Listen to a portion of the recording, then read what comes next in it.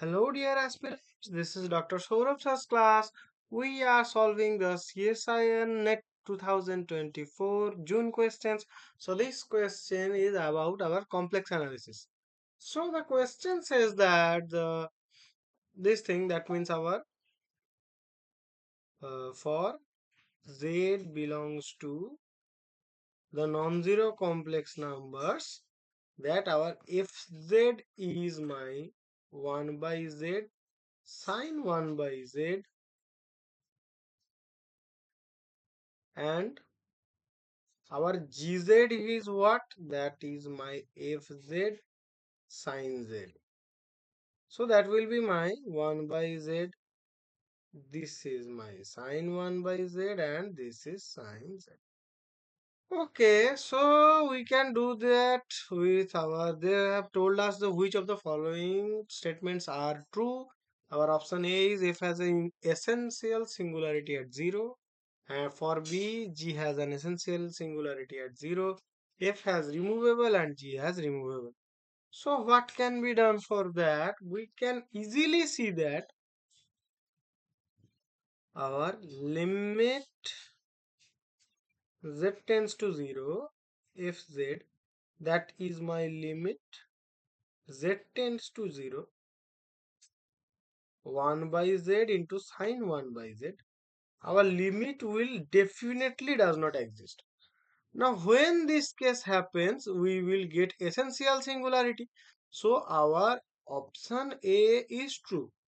So, now we have to think our option B. So, for option B, again the same thing arises because sign we have to do by the Taylor expansion. But that's not required here because we can easily see that for limit z tends to 0, my 1 by 0, 1 by z part will be my, and these parts are okay. This will also, the limit will does not exist, so we can easily say that that will be my, no. Okay, let us do by the series expansion. That will be more easier for you to think the things. Now what is my sine z expansion? That is my z minus z cube by 3 factorial plus z5 by 5 factorials. That's all, no? So the first entry will be my 1 by z, and the second entry is 1 by, yeah, that will be minus and all. So our sine z will be what? That will be my z, yeah, that will also be minus and all. So now for 1 by z is is lying outside here. But if we multiply those things, then we will get the first term will be my 1. So we will get 1 by z. Yeah, I want to wipe up those. 1 by z into 1 minus and something, this will be here. So if we take the limit at our n tends to 0, then sorry, z tends to this.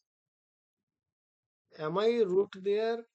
Yeah, z tend to 0, then what will happen? Then the all things will be does not exist. So our option B is also true, as G has an essential singularity at 0. Yeah, as they have both have essential singularity, so these options will immediately be cancelled out. Yeah, so these options will be immediately cancelled out. So thank you guys, hope you understood. So our correct options are A and B. This is multiple correct question. So yeah.